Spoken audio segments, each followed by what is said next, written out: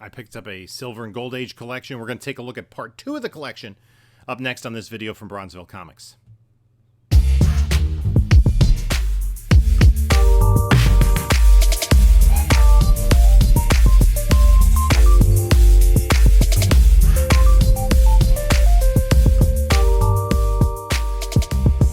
Hey there, panelologists. This is Jim from Bronzeville Comics coming to you with another video.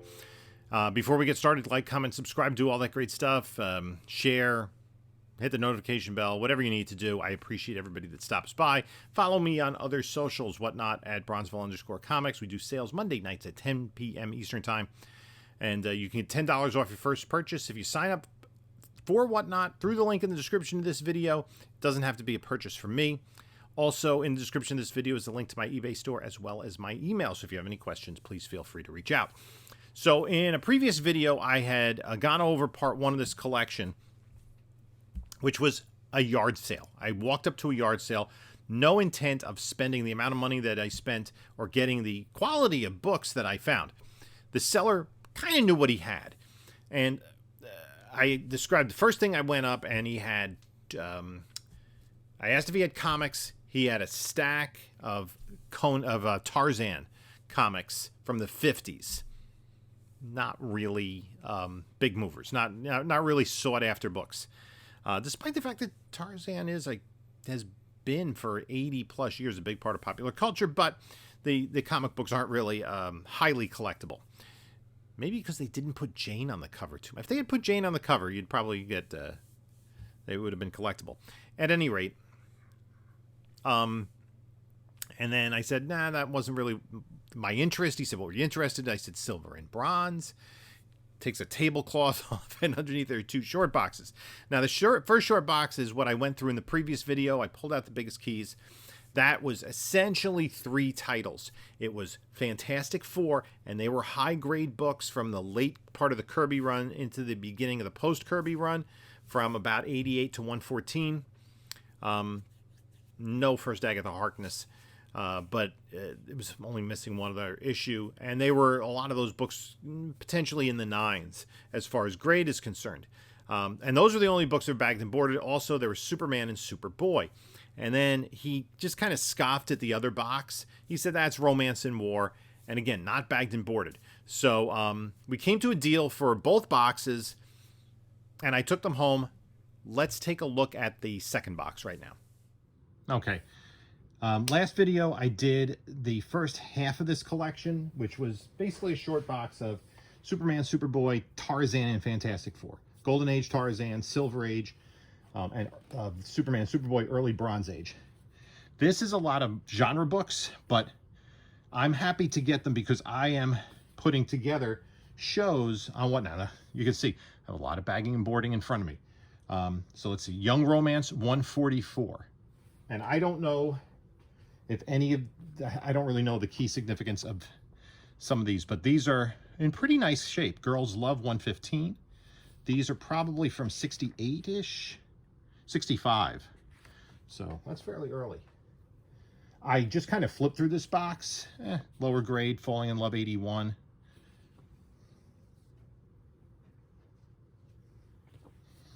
Is this worth something? Because it says, came to her own romance. She had to suffer the agony of heartbreak before she could achieve a happy ending. Is that an innuendo cover? Falling in Love 86.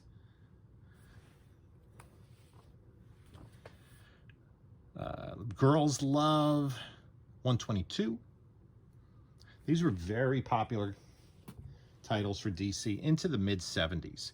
Young Romance 142. Work on that corner.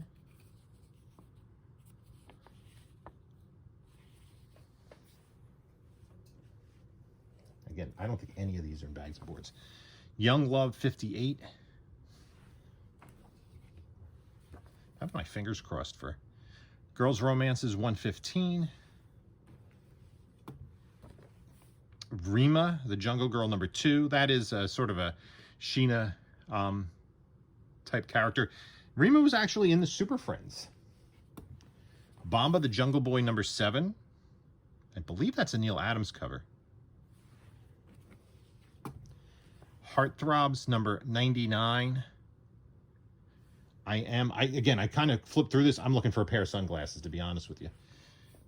If you know, you know. Secret Hearts, 108. Young Romance, 138.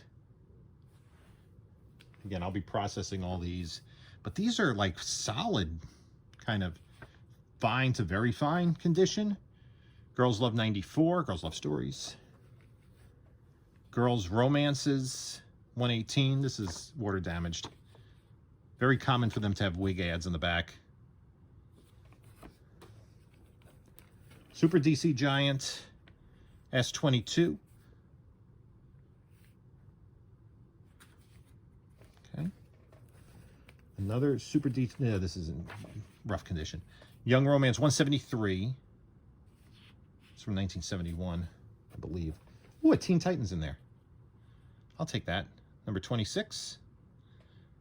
Okay, that's a nice surprise. There is some stuff in there that's pretty good. That's more superhero based. It's not all romance. There's war in here as well. And here's a Rip Hunter Time Master, number 15. Okay, nice book. Star Spangled War Stories, 156. I'm gonna adjust these. These were all just shoved in these boxes. Bomba the Jungle Boy, number 2. I think Bomba was a licensed character, because I believe that, and it's another, I think, I'm not sure about the face, but the composition of the cover makes me think that this might be Neil Adams. It's pretty high grade. Sergeant Rock, number 233. I'm sorry, it's still Our Army at War then. TV's Teen Jungle Star, number 1, Bomba the Jungle Boy.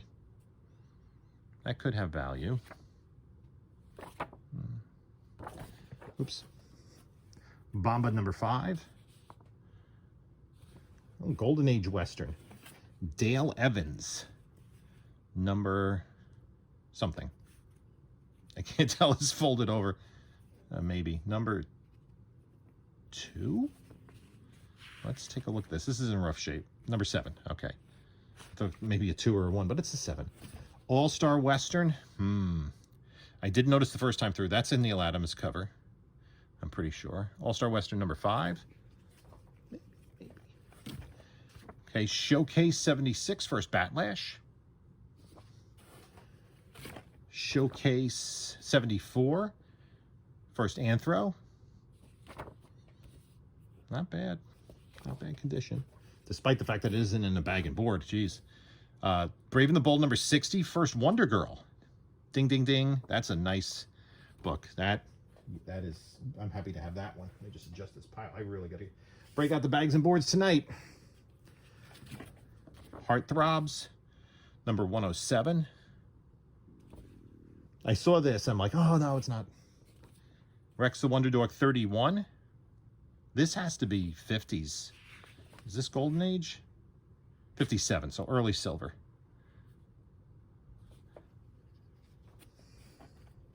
I'm not sure which to grab next. Carefully. Brave and the Bold, 52. Does have a popped bottom staple.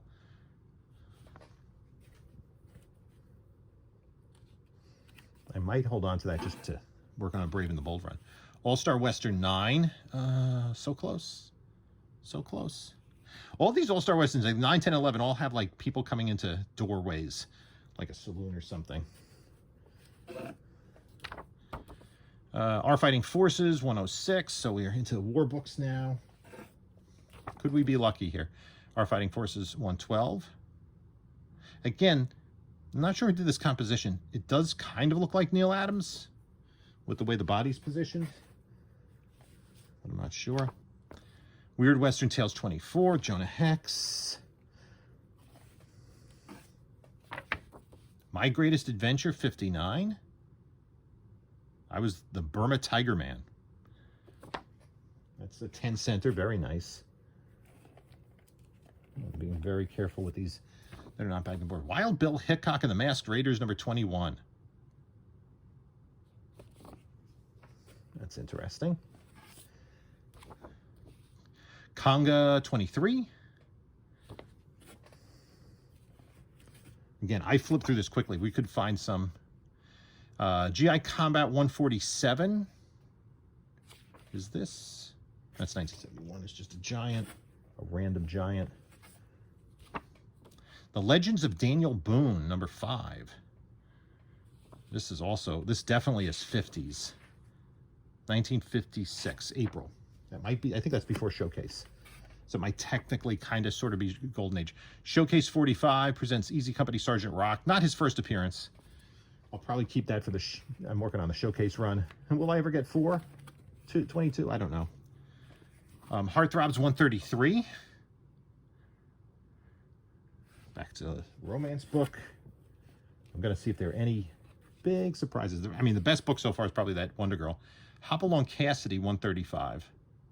Again, this is probably mid-50s, I'm going to guess. 59. This is later 50s. Okay.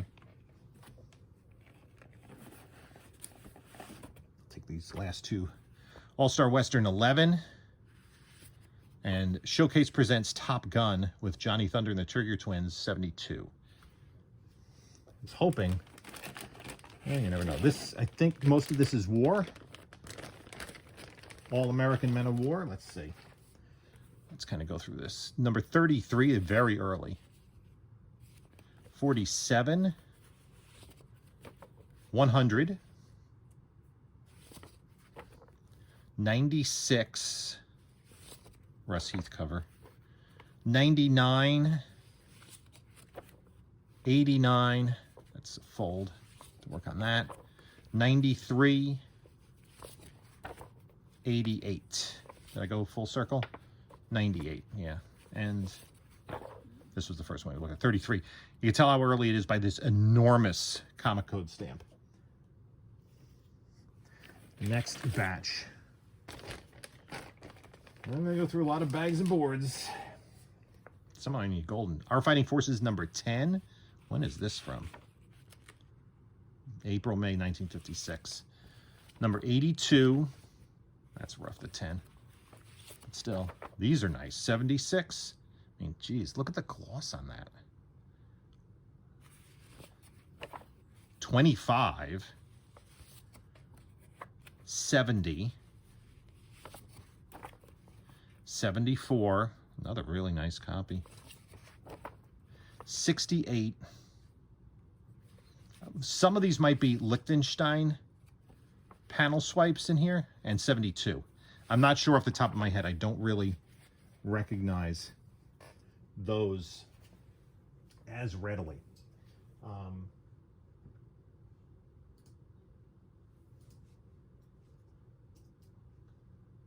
It's beginning to smell like old comics in here.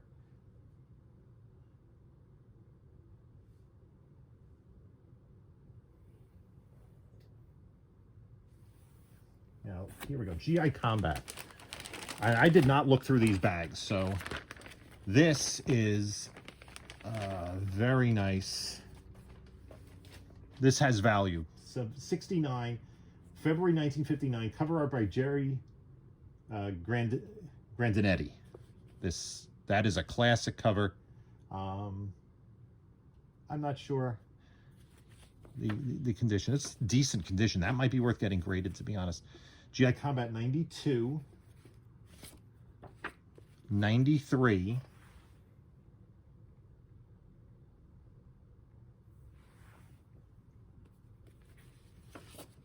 94. This is a Roy Lichtenstein swipe in this book.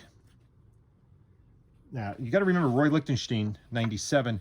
He did not get permission or pay to use those. 98. 100. And these are, I mean, these are pretty nice. These are probably, I mean, better than 6s, I would say, on the most part. In the 6 to 8, or maybe even better range on some of these. 102. 103.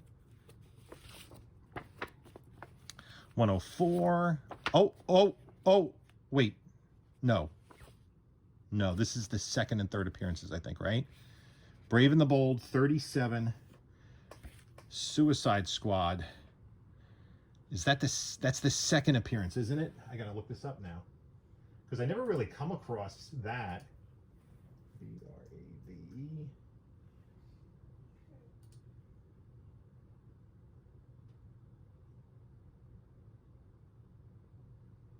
Oh no, I guess they premiered in Showcase.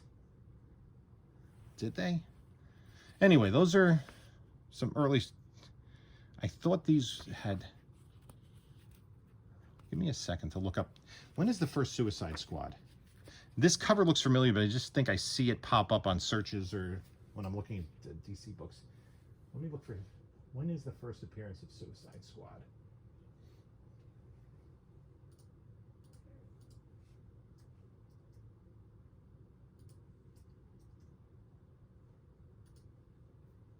Unbreakable 25. 25 and 26, so they came back into the title. We haven't had any, like, enormous surprises. Star Spangled War Stories is the next batch. Again, I'm going on Key Collector because, for sure, I don't, off the top of my head, remember key issues of war books. Like I do, like, you know, Silver and Bronze Age superhero stuff. War Stories. Okay, a lot of the keys listed on Key Collector are for those Liechtenstein cover swipes. Is that? Okay. Number 27, very early. 44. Really nice copy of 96. And it's still 10 cents. 97,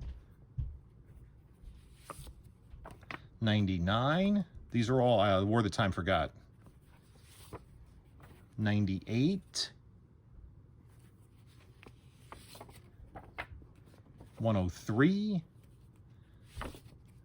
114,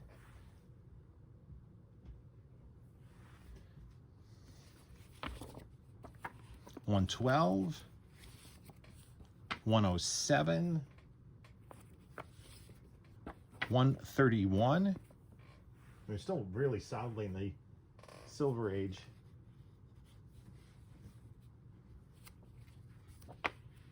104, 111, and these are all, I mean, nice condition. 101, 100, 102 is one of the Liechtenstein swipes. 110, 102. This has a Liechtenstein swipe panel, I believe. Not that it's high value, but that does add a little bit significance to it. And 108. And again, these are, it does have a pop staple there. That's probably the biggest problem with that.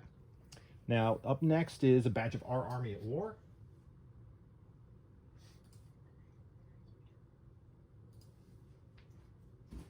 Don't worry about it. Which box is that? Okay.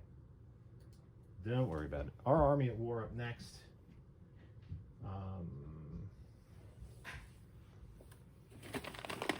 Let's see. Big stack of Our Army at War. Big Comics Code stamp. So that's mid 50s. 43, 135.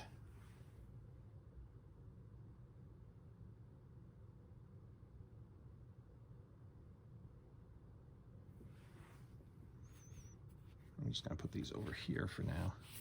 This is a heavier pile. 123.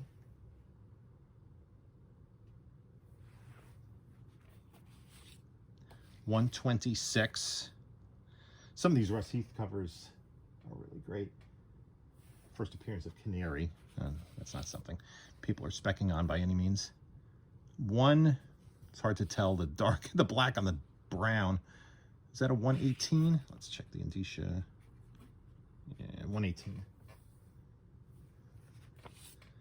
141. So we're jumping up a little bit. 136.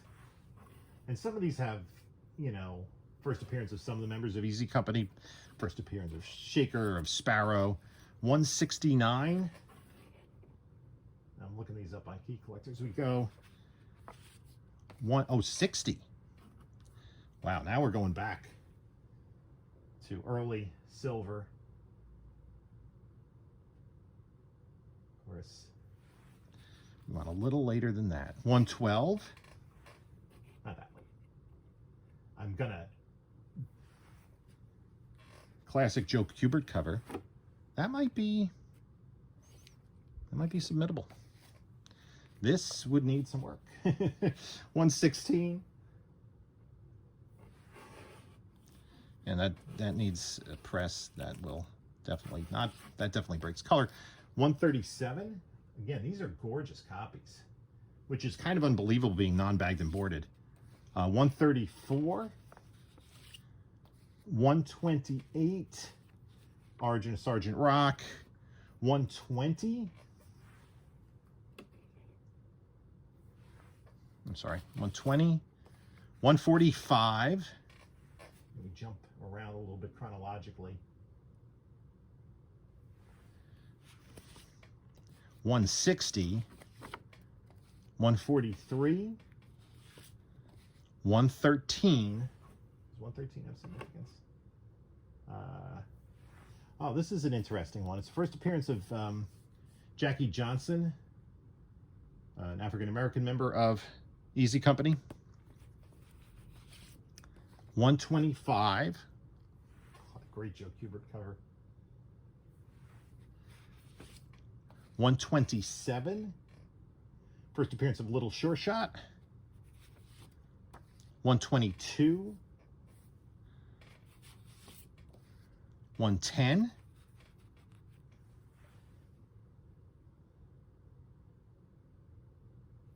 Okay, oops. 138.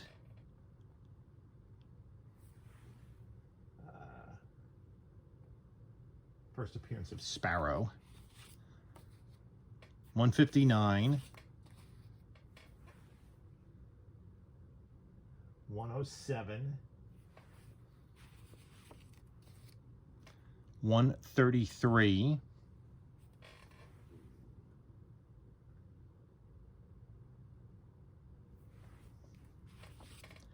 131. 121. The oldies are really, you usually don't see the war books in this condition. Usually they're really ratty. 129. So even to get them in a solid mid-grade. 124.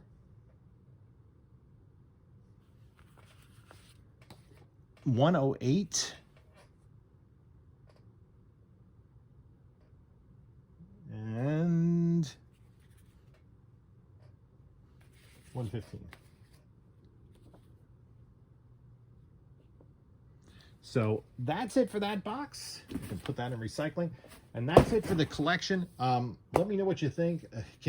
I have a lot of bagging and boarding to do, but I am quite pleased with the overall condition of the books, and the age of the books, the vintage from like the mid-50s into the late 60s. So definitely some silver, a little bit of gold in here, a slight smidgen of bronze. I think the only bronze books were really the Fantastic Fours from both parts of the collection. So as you can tell, it wasn't really in a box, a lot of those free floating, so I had to bag and board everything, grade everything, and kind of catalog it. So there were some keys in here, and there were some very nice surprises. You probably noticed most of them. One surprised me, though, after the fact. Not this one. This is Bomba the Jungle Boy #1. There was almost a full run of that. This was a character who was part of a children's book series from like the teens or the 20s. There was a series of movies in the late 40s, early 50s that starred Johnny Sheffield, who earlier had played Boy in the Johnny Weissmuller Tarzan films. DC acquired the property, printed a 7-issue series, TV's Teen Jungle Star. I believe that this refers to the fact that they were rerunning the movies on TV. Yeah, I don't think there was any other There wasn't an animated series or anything like that, so that's kind of what they're referring to. And those in that day and age, when there was a lot of programming to fill, and something like this could be shown in an hour and a half slot on a Sunday morning on a syndicated network or syndicated channel, that was pretty good. Staying with teen boys not wearing, too much. Anthro, who is a cave boy. This is Showcase 74. If you've ever read Crisis on Infinite Earths, Anthro is, I think he's at the beginning of issue number 2. When time starts going wild and they go back to prehistoric times, and you get Anthro because they put everybody in Crisis. They probably put this guy in too. This is Showcase number 76. I don't have this, I don't believe. So this will probably be a PC book for me. Batlash. So Showcase number 76, the first appearance of Batlash. This next title, this was like the only one from that title in there. But happy to have it. And this is a keeper for me right now. Teen Titans number 26, a Nick Cardy cover. A really cool cover. As they leave their costumes behind to go out into space or something. This is the first appearance of Mal Duncan, who was an African-American who joined the Teen Titans. He really didn't have any powers. He just kind of wore a jumpsuit. But later on, they tried to give him superpowers. He was Hornblower, and he was Guardian for a while, sort of inheriting the mantle from the Golden Age Simon and Kirby creation, Jim Harper. And he's been around. He was when she premiered. He was romantically linked to Karen Beecher. If you ever watched the Young Justice TV series, they're kind of secondary characters. They're married. They have a kid, I believe. I believe the way they portray it in the story is, I believe they're the couple that has the child on the autism spectrum. So the Teen Titans book, when you got to this time, it was a little bit cutting edge. Nick Cardy was doing the art. They were kind of attacking social issues. They were still including a lot of groovy stuff, but they were trying to have the Teen Titans grow up a little bit. So these are pretty good reads for their time. Speaking of the Teen Titans, this is their first full appearance, really. The first appearance named the Teen Titans, and it's Brave and the Bold number 60, and it is the first appearance of Wonder Girl. Who is, she's actually one of my favorite characters. I was deciding, I really like the character Wonder Girl. The Who is Donna Troy story in New Teen Titans is one of my favorite single issue stories. And that goes back to like how she ended up in this book.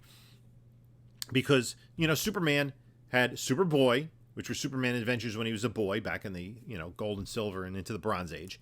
And then they had Super Baby stories. With Wonder Woman, they did similarly. They told stories of her growing up on Paradise Island. They had Wonder Girl and Wonder Tot. And I think there was one like timey-wimey story where all three of them were in the narrative. And the folks who were writing Teen Titans, I guess the editor Brave and the Bold, didn't really know what was going on over in Wonder Woman, but saw Wonder Girl and said, we could use a female hero, right? We got, these Justice League characters, their sidekicks. Let's throw Wonder Girl in there. Not realizing that she didn't really exist as her own character. So they kind of threw her in here. She does have like a kind of goofy looking, what the heck's going on there? Introduction on the cover. But the first appearance of Wonder Girl, that's a nice book to have. And then there were a lot of the war books that and these are in pretty good shape. The collectors for the war books it's a niche collector's market, but there are people that love their war books. They tend to be a little bit older even than me. But we have Our Army at War, number 115. And this is this classic, just a classic Joe Kubert cover, I believe. Is that Mademoiselle Marie? I'm not sure.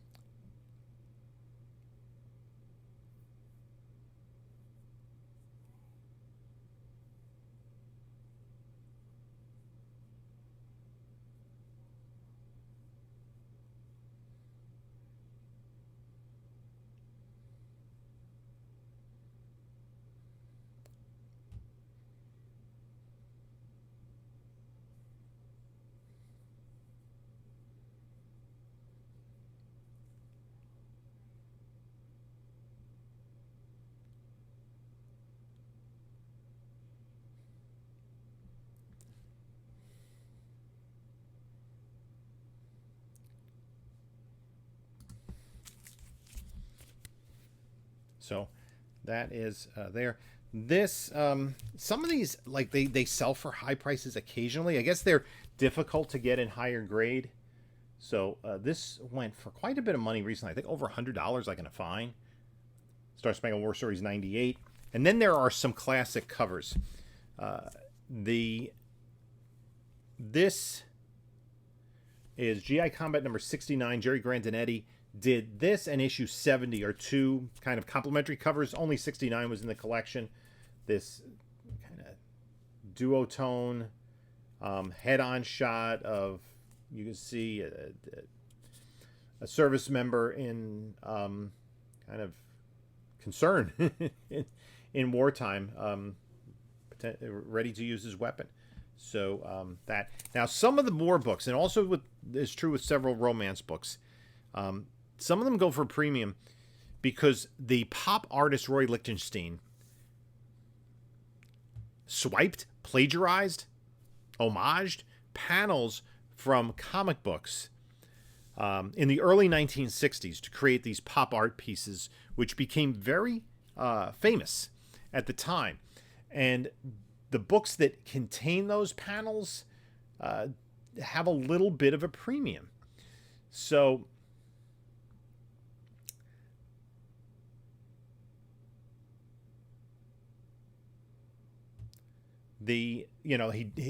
Lichtenstein never credited the comic book artists, and to be honest, DC did not credit the comic book artists at this point in time. So there was really no way for the average person to realize who actually did these issues. They did not, unlike later as you got into the 50s, and I think it varied editor to editor. They did have the credits in there, but this particular issue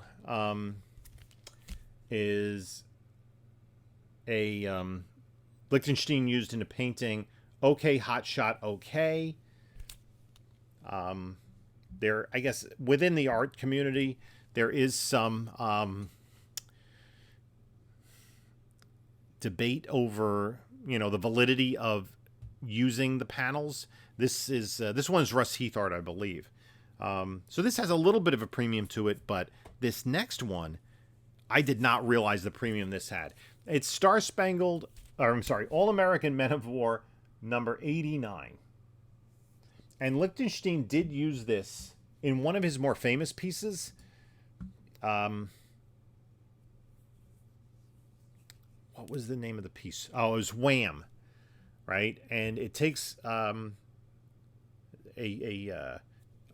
fighter plane going down. He did use it for several other ones. And this particular one, the cover art's by Jerry Grandinetti, Lichtenstein used for his painting Jet Pilot. So, interestingly, like, this particular issue in mid-grade is like a couple $100. So I did not realize that as I was flipping through the books. And then one other book, and I'm going to kind of just put this to the side for right now, and it has an interesting parallel. Key Collector doesn't recognize this. And it does have a connection very soon, once the actors get back to work. But really the first property that we're going to see in James Gunn's new DCU is the animated series Creature Commandos. And they premiered in Weird War Tales, and one of the characters that they're using in there is G.I. Robot. And G.I. Robot in Weird War Tales, his first appearance is in Weird War Tales number 101. By a strange coincidence, there was a previous G.I. Robot, the one in the, late 70s, early 80s, is named Mac. This is named Joe, G.I. Robot. And he is in the Land That Time Forgot storylines, where these GIs during World War II crash on this Pacific island, and there's dinosaurs on the island. So they're always fighting dinosaurs. So you get these dinosaur covers. But G.I. Robot's first appearance, it's not listed in Key Collector as a key, but it is indeed a key. And I'm going to hold on to this because, we'll see how the success of the Creature Commandos show and potentially using that character going forward. So you got to see how they use him. And again, unfortunately, you can see right here that this, maybe you can't see it too well, but this is one of those ones where the bottom staples just popped. It just popped, right? The book is otherwise pretty darn clean. And the top staple is pretty solid, but bottom staples popped. So that's the main books from this. And when we made the deal, he just kind of threw the box in. He wasn't, I guess, a casual. I guess he knew enough about comics to kind of know a little bit about condition/grading and what big books were, but mostly superhero stuff, and had no real interest in romance or war. And even someone like me, who has some familiarity with those genres, and I knew about the Lichtenstein books. If you look back, I had gone to Stormville Flea Market, I think it was 2 years ago now, maybe it was early last year, and I just went through all the books, all the war books that had Lichtenstein panels, and pulled them out. And kind of funny story, when I was in high school taking AP Art History, we had to do a project on an artist, and I chose Roy Lichtenstein because I was interested in comics, and he was like pop art culture. I don't think when I wrote that I really knew that he had swiped them from actual comic book panels, and I wasn't familiar with those books. I wasn't reading romance or war particularly, so I didn't delve into that side of Lichtenstein's story. But you can do your own research on Roy Lichtenstein, kind of an influential artist in the 1960s, and the and it has caused a handful of books' values to increase. And I wonder if it's the fact that either A, it's the fact that the cover image was used in a Lichtenstein painting, or B, the fact that it's one of Lichtenstein's more famous works, Wham, which the panel was used. So I'm not sure, but it is kind of an interesting sidebar. So let me know what you think about that box. That box was just kind of thrown in with the deal, and I think it did pretty well on that. I will be at some point having a romance night on Whatnot, a war night on Whatnot, and I'm just kind of putting all those genre books together into their own boxes to have kind of themed shows for those, to cater to collectors who are interested in that genre. So anyway, let me know what you think about the video. Let me know what you think about those pickups. In the meantime, you can take a look at a couple of my videos here. And this is Jim saying until next time, enjoy your comics.